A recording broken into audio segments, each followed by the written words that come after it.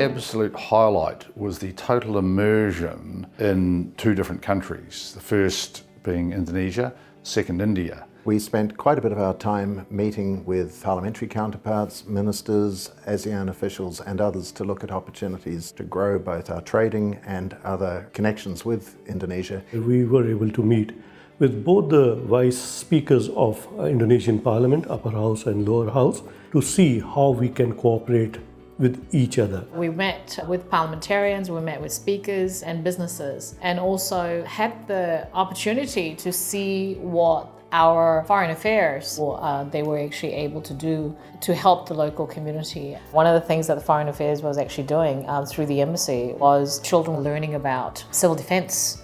If there was an earthquake, what you do. If there was actually a flood, what do you do? It is really important that children are aware of what they need to do in the event of an earthquake or perhaps a tsunami. And we were really delighted to see the lessons that they were getting into was very practical, hands-on things. They had models and they were able to work with their teachers. They were loving the lesson, but also taking it very seriously. From Jakarta, we flew to India. We engaged with businesses. Tatas are one of the biggest company on Indian market.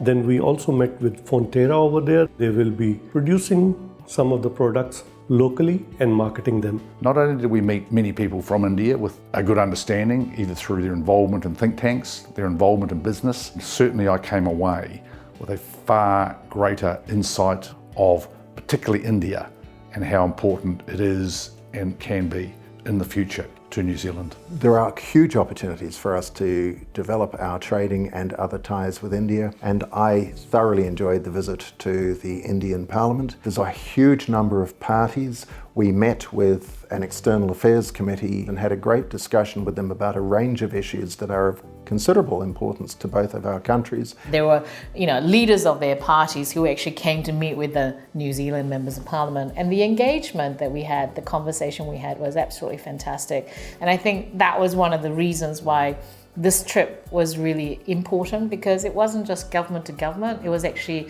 New Zealand members of Parliament engaging with Indian members of Parliament, and through these relationships we actually talk about similarities, differences and what have you, and we learn from each other. We had very good interactions with institutions of Indian democracy which are very important.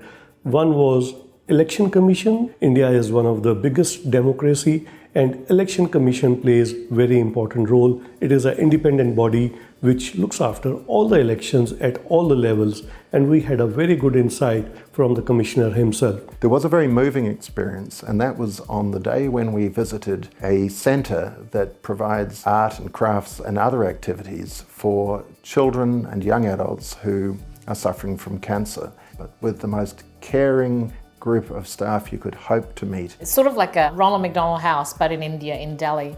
And it was helping children with cancer, an opportunity to come to a place where they're actually getting away from hospital and the treatments and everything else, and how our foreign affairs money was actually helping those families. Overall, I feel that it was a very good experience for all of us. We're not just about getting over there and trying to trade and trying to get what we can out of those countries. We're there as a genuine interest and continuing and building on the opportunities between our countries. Knowing some of the people who we could end up dealing with in the future, I think has enormous value, because it means that a door is already partly open, which just might prove to our considerable advantage in years to come.